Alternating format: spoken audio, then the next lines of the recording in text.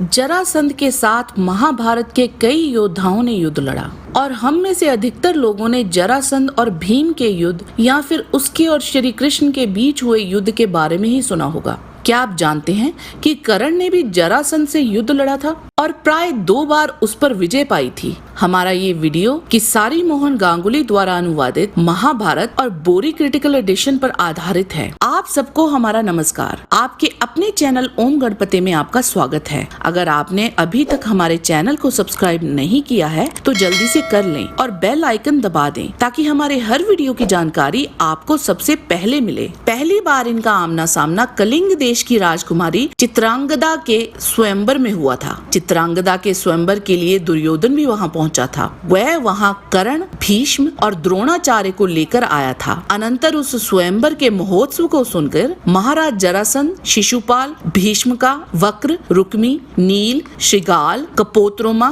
भोज आदि कई पराक्रमी राजा वहां पहुंचे थे। इनके अतिरिक्त कई दक्षिण और उत्तर दिशा के नरेश भी वहां पहुंचे थे। तब राजकन्या स्वयंवर सभा में आई और सभी राजाओं के नाम लिए जाने लगे। राजकन्या आगे बढ़ती रही। वह दुर्योधन के भी आगे गुजर गई और ये अपमान दुर्योधन से सहा नहीं गया। उसने राजकुमारी का रास्ता वहीं रोक दिया और भीष्म, द्रोणाचार्य के आश्रय तथा अपने बल के घमंड से उस राजकन्या को जबरदस्ती रथ में बैठा के वहां से प्रस्थान कर गया। कर्ण ने अपना रथ दुर्योधन के रथ के ठीक पीछे लगा लिया। तदंतर वे संपूर्ण राजा अस्त्र शस्त्र लेकर कर्ण और दुर्योधन के ऊपर बाणों की वर्षा करने लगे और वहां संग्राम छिड़ गया। कर्ण ने एक एक बाण से उन सभी आक्रमणकारी नरेशों के धनुष काट गिराए और उन सभी राजाओं को अपने बाणों के प्रहार से व्याकुल कर दिया और सभी नरेशों के सारथियों को मार डाला और बहुसंख्यक नरेशों को परास्त कर दिया, जिनमें जरासंध भी था। वे सभी युद्ध भूमि छोड़कर वहां से भाग गए और इस प्रकार कर्ण के भुजा बल से रक्षित दुर्योधन कन्या ग्रहण कर वापस हस्तिनापुर लौट आया। और ये पूरा वर्णन आप बोरी क्रिटिकल एडिशन के शांति पर्व अध्याय 4 में पढ़ सकते हैं।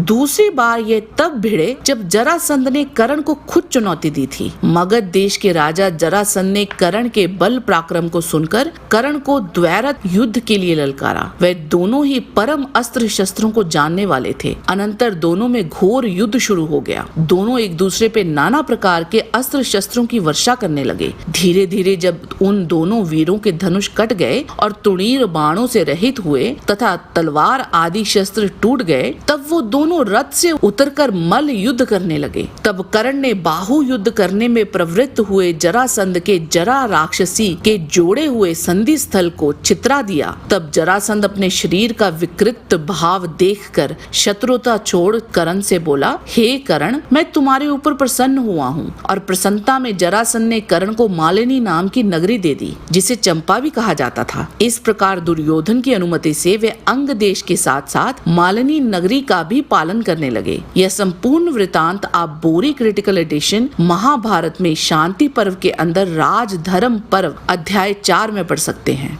आज के वीडियो में बस इतना ही। जाने से पहले लाइक बटन जरूर दबा दीजिए और अगर वीडियो अच्छा लगा है तो शेयर कीजिए। आपसे फिर मिलते हैं एक नए रोचक वीडियो के साथ। तब तक के लिए आप सबको हमारी शुभकामना। नमस्कार।